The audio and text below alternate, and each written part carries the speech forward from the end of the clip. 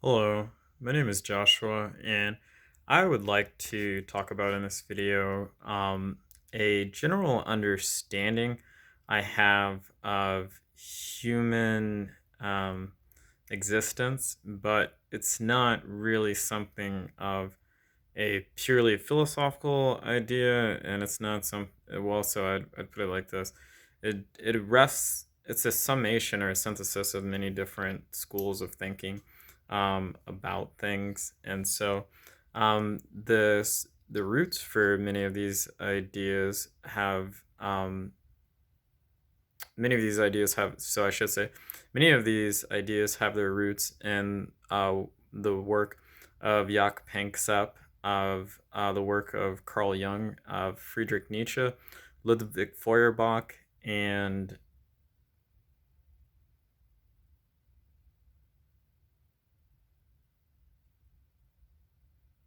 I'm also going to say Robert Sapolsky. So, yeah. And so, with that said, let me get started with the conversation. I don't remember which video recently I talked about that you can think of human cognition as being something, or a human being, or the human animal being something that's a constellation of instincts, motivations, drives, and emotions. And I really didn't go into much detail about what I think these things are, and how you can recognize them and understand them, and why I think that a human being is a constellation of these things. But that's what I'd like to go into in this video. And so the first thing I would like to say is, I suppose we can start with instincts, because I think that instincts are things that are easier to understand than, maybe, say, instincts and emotions are easier to understand than drives and motivation, because in many situations, all of these words are conflated and people have different meanings when they say them. And so I have very specific meanings, and they are all distinct things, and they need to be understood, and their distinctness from one another and their interplay with one another in order to understand what really goes on with human perception and behavior. And so, with that said, I'll start with instincts. And to me, instincts are, I will say, mostly unconscious, and you can be consciously aware of them. But what I consider instincts are sets of action patterns or potentials that come to us by way of our evolutionary history and are mediated by our perception. So you need to see or experience certain things in the world in order for an instinct to discharge itself and override your rationality or the conscious control you have over your body, or the normative regulatory patterns of your physiology. A very clear example of an instinct is the fight or flight response. You do not pick whether or not you enter into the fight or flight response. If the situation calls for it, it will happen, and your body and mind will be hijacked by a certain set of emotions and action potentials, so that you can be the most responsive you can be to preserve yourself and your life, if you have enough energy, and so on and so forth. So instincts are conditional. They're very much so based on a conglomeration of physiological factors and neurological factors, because you can think of instincts as things that are predicated on your perception or what you see in the world, and can intuitively understand from that landscape to pick out a certain specific images that you are going to be responsive to and react because of the presence of these images. Or you could call it phenomena, or yeah, phenomena. But phenomena and images work both fine, because instincts are limited to a certain set of cases. Instincts are categorically based. they're specialized. They're general in the sense that all human beings have them, but they're not general with respects to the way in which they influence and interact with the rests of the schematization of our psyche and behavior. They're not general in that way. And so those are the instincts, and they're mostly unconscious. In fact, from a physiological standpoint, most of your instincts are connected somewhere between the lower stem of your brain and your spine, and go and run up and down the spinal column in various neural logical bundles of connection to muscles and other things. And so they're like relay series, and they are habitual. So you do learn and temper them with respects to whatever environment you're in. So everybody has them, and everybody will have different degrees to which certain instincts can be elicited. Most of this is going to be mediated by the environmental conditions that somebody has been normalized to over time. And so those are instincts, and all animals have them, and human beings have some that are particular to them. But most all instincts we have, all other mammals and other animals have them. And you could even think of the way in terms of our instincts as being arranged in succinctly evolutionary ways to a certain extent, and then it falls apart. So don't actually hop on that model completely, but it is just the case that there is a clear, some clear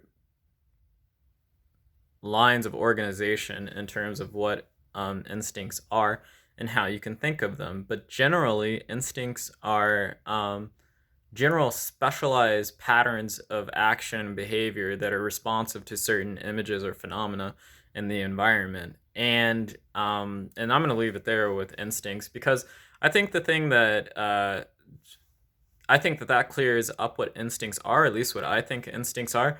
And I'm going to move on to drives, because I talk about drives a lot without actually talking about them. And you can also understand drives as to mean what Carl Jung meant by the archetypes. I don't say archetype because I understand biology better than Jung.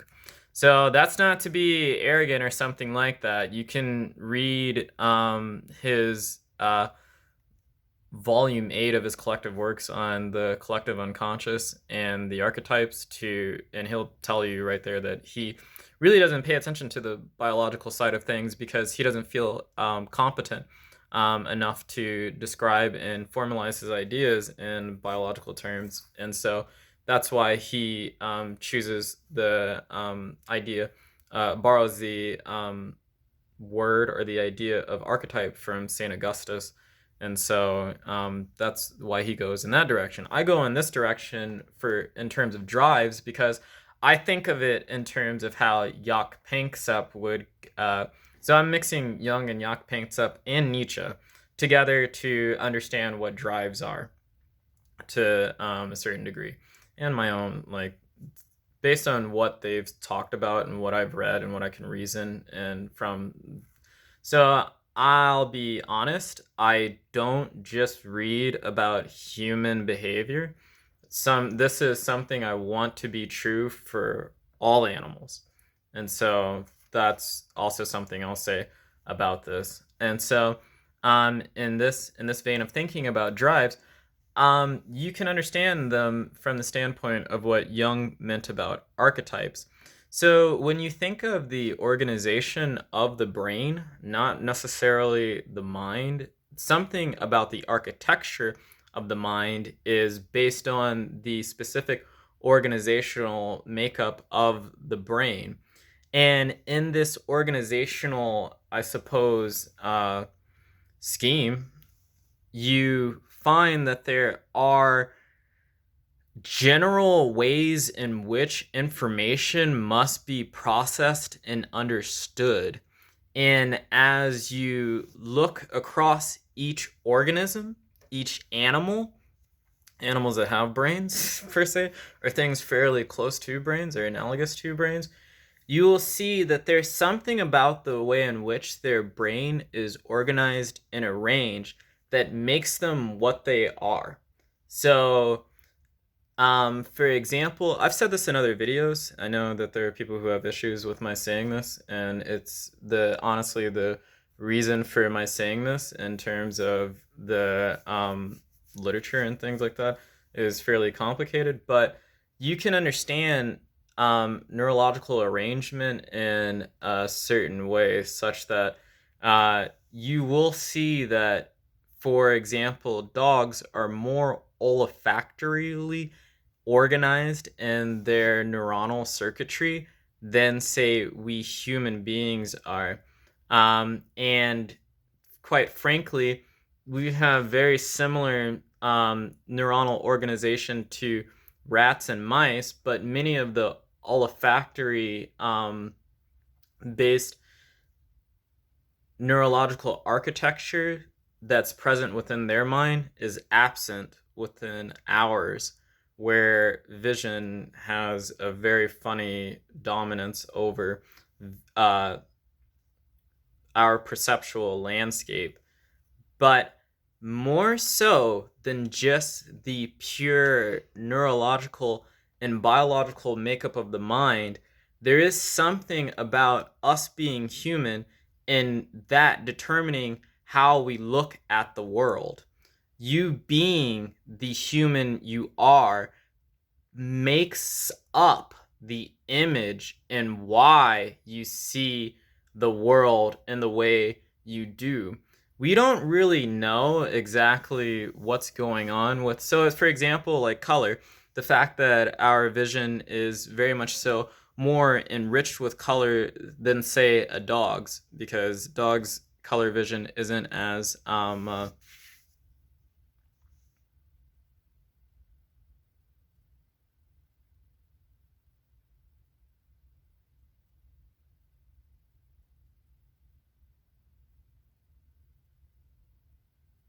just going to say as high and as fine a resolution as human color vision.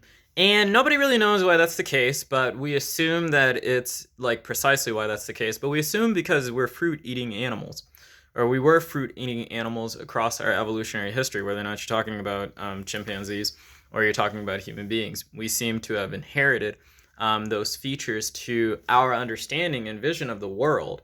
You only know the world in a certain way because of the kind of thing you are.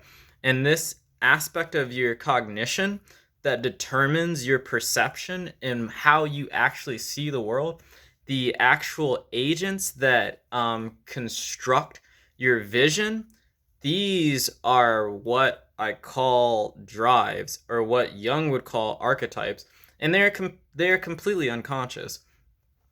In Jung's thinking of the unconscious, he would say that the unconscious is made up of the instincts and the archetypes, or the instincts and the drive. Together, they form a certain kind of reverie of images that our mind, it has to necessarily be responsive to, whether we want it to be or not. And this is not something unique to any person, but generally something that we all share. Now, where I differ from Jung in this, I don't think these things are universal, because to me, you can play this game with a dog or a cat or a bunny or whatever you wanted to pick, and you'd have the same sort of deal going on. So I don't think that these are universals, but general. So they're universal in the sense that all animals have them, but they're not universal in the sense that, the uh, Jung has specific names for his archetypes and things like that. I'm not going to really get into the discussion of archetypes, because it's a lot more complicated than I really want to deal with in this conversation. But I don't know if archetypes are as well. Whatever, man. Like, I pick drives for a specific reason, and so I would say that my idea of drives agrees a lot with Carl Jung's idea of archetypes, but they diverge, because I tend to think that if you're going to think of drives as having some kind of correlate in your biology, then Nietzsche's understanding and Jaak Panksepp's ideas of what he calls emotions are more important to understand than drives. I mean, you can consider the drives emotions. That's what Jaak Panksepp calls them. Nietzsche calls them drives, and Carl Jung calls them archetypes, but they're all the same thing with special emphasis and attention to certain features over others based on the training and discipline each thinker comes from. So Jaak Panksepp is a neuroscientist. Friedrich Nietzsche was a philologist and a psychologist, and Carl Jung was a depth psychologist. So people call Nietzsche a philosopher, but I mean Nietzsche is a philologist and a psychologist who understood philosophy better than who understood philosophy from a psychological perspective, and reasoning better than a lot of other philosophers at his time. So that's what I would say.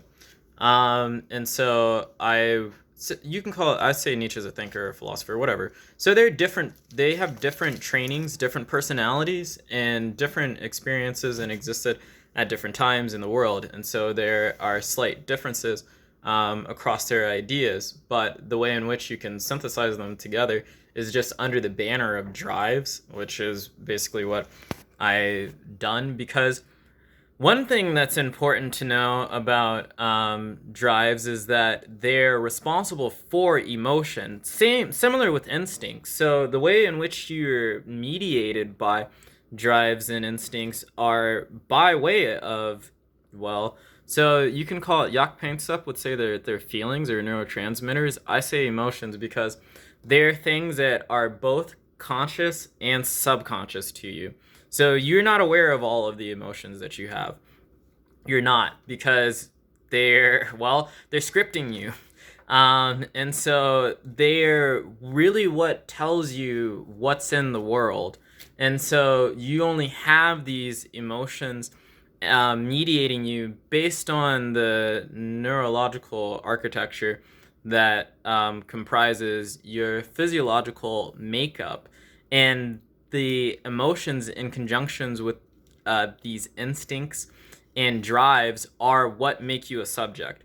It's why I think all animals have a subjective first-hand experience in the world, and these things are responsible for the first-hand subjective experience in the world. I'm not really going to go into the rest of that argument for the sake, because this whatever. Anyways, but so these are responsible for them. The drives are very general, so they're not things that are unique to any person, and they're why any person does what they do. They're why any person sees what they see. They're not things that could be understood purely from behavior alone, because the drives and the instincts are unconscious. They don't just completely discharge themselves per se. They're the thing that's running the ship, or the ocean that your consciousness, the little boat that it is, rests in. So the tides and the turns of the waves, that's these guys. You could say that, so I could have here's a better analogy. So I'd put it like this. Emotions are the ocean. The drives and the instincts are the core and the plates of the planet. So the actual plate tectonics, what actually makes the world appear the way that it does at any point in time in history and influences the climate and everything like that. So it's climate. You could call so you could say that the drives are climatology and geology. So climatology and geology, nobody really knows how to separate them. It's not clear how you would have really one without the other. And so that's the way you can think of drives. And at the core, it breaks down because, look, the drives and the instincts act in conjunction with one another to create your perception. It's why you don't have to know that you should get out of you don't have to. So there are certain things you have to learn. I would put it like that. You have to learn what certain things are, because no worries. So we're not going to talk about learning. So let's talk about learning. Learning is an instinct to me. I don't know if language is an instinct, but I do think learning is an instinct. It's something that you just do, whether you're aware of you're doing it or not. It's why you pick up habits from other people. It's why mimicry is a thing.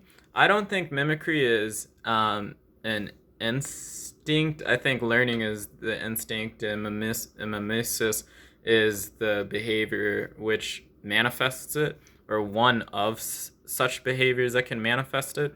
So take that for what it's worth. But instincts and drives are what sit underneath you. And I know I was trying to talk about emotions, but I'm trying to come up with a clear, like, delineated picture, but it's not exactly the easiest thing to do.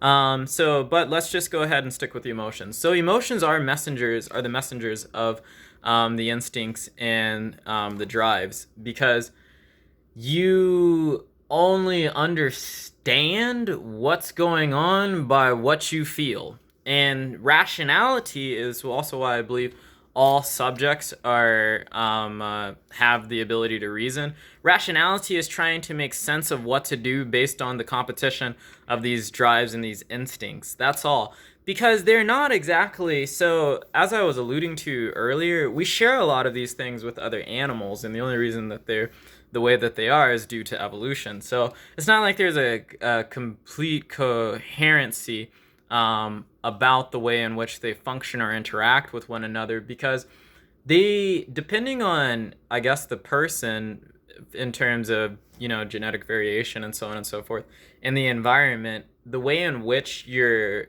drives and instincts are manifested to your conscious mind, and then the way in which they appear to the world is fairly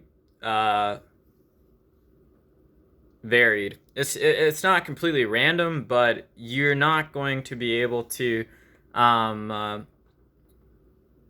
you'll always be able to organize your instincts and drives. That's the idea that the discipline of psychology is founded on. But that's really what you're doing whenever you're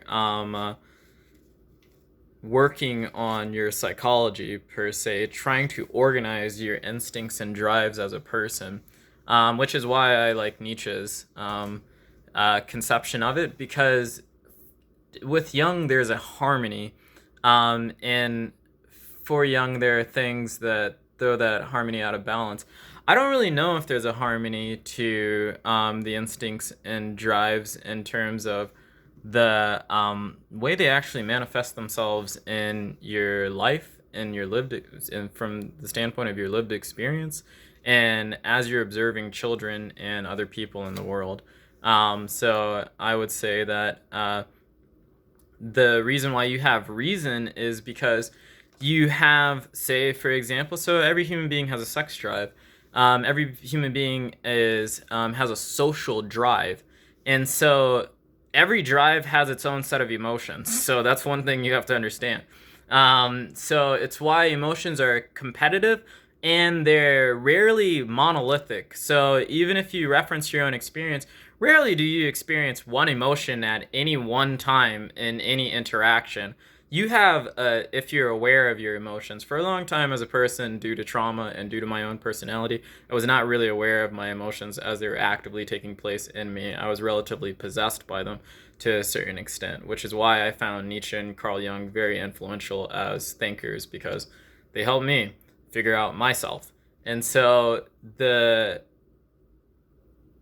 thing that's true in most cases in the scenarios, and I also see this whenever I read psychology and look into neuroscience, the way in which our mind is arranged is a very symphonic thing. So not everything is always humming and working slightly, to some degree. If it wasn't, you'd be dead or in a coma. And things work agonistically and antagonistically with one another in sequence to make some damn cognitive phenomena what it is.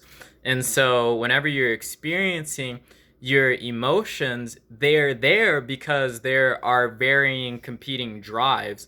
And so you need your reasoning, and it's why baboons have reason. It's why all cats, dogs, whatever, even birds, everything reasons, because you have more than one drive competing, sending an emotion to your so this is why I like to say human consciousness versus animal consciousness, because I don't really know what else to call it. It's like being a subject is something very intricate, whether or not you're talking about lower organisms or not. It's like it's a lot more. Um,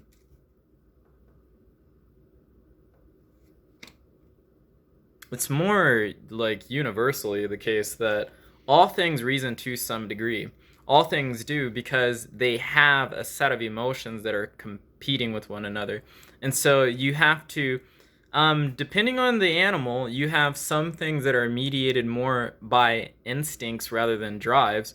Human beings tend to be mostly mediated by drives rather than instincts, but we have both. And it's partly why we're so damn plastic also. Anyways, so because that's the case, you have to reason about what you're going to do in the world, because you always have this intuitive. No, I don't know if I want to use the word intuition. I'm not going to talk about intuition right now, at least right now, because that'll make things more complicated.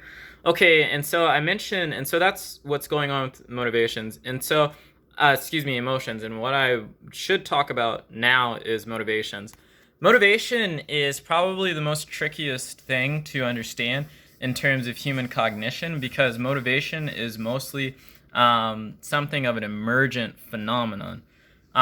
You have your constellations of drives and instincts, and you have your behavioral development. And those things coming together with whatever your temperament is what scripts your motivations.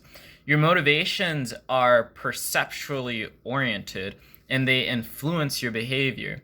They take cues from your emotions, but they're neither your emotions or I should put it like this.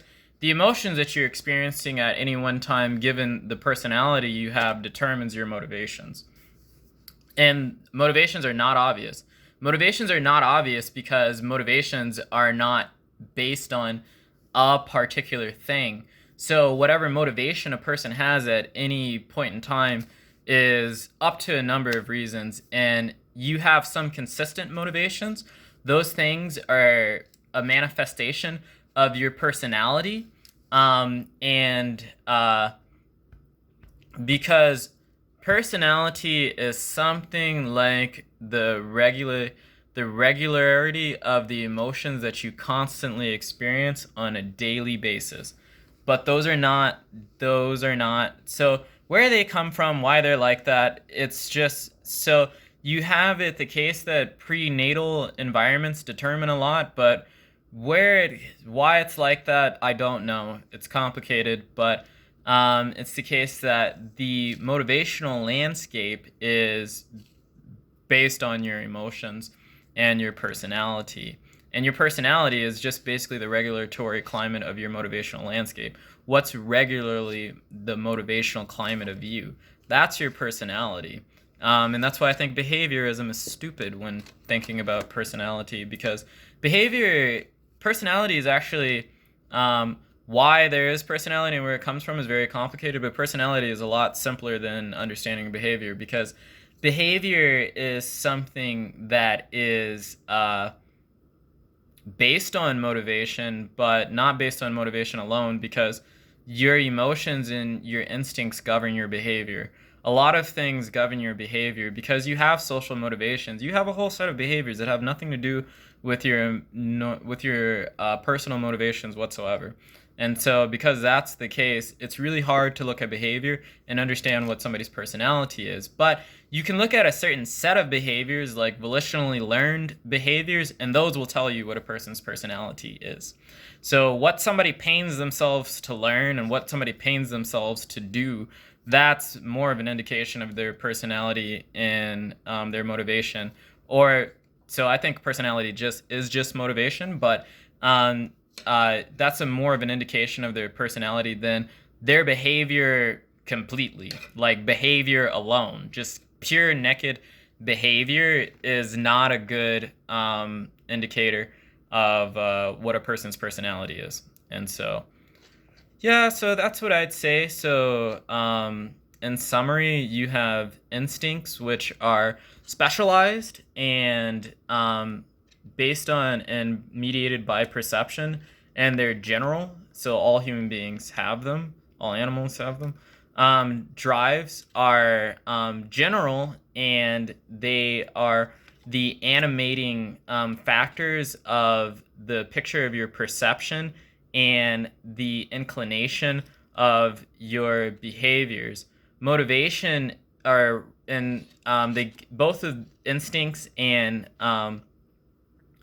drives give rise to emotions. Emotions and their regularity in terms of what you can consciously perceive makes up your personality, and this elicits or generates what you know, or what we call motivation. And so, which has a connection with willpower, which is mediated by your prefrontal cortex. But I'm not going to get into that because, look, this is the best picture I can come up with in a sort of synthesizing way for right now. So yeah, that's my video, and thank you for watching. This is also why whenever I'm talking about something as it pertains to philosophy, or some general conversation about something like, say, suffering or whatever, I'm going to have a bit of a different take on it, and my ideas are going to diverge from whatever is normatively understood. Because the only thing I'm really interested in is understanding human nature. That has a lot of consequences. There are a lot of things that human nature and the world around me. So I am trained as a physicist for the basic part of my early education. So I do have a very strong interest in the natural world and things like that. But in terms of why I pay attention to philosophy, or why I pay attention to social things, is just because of human psychology. And so yeah, that's my video, and thank you for watching.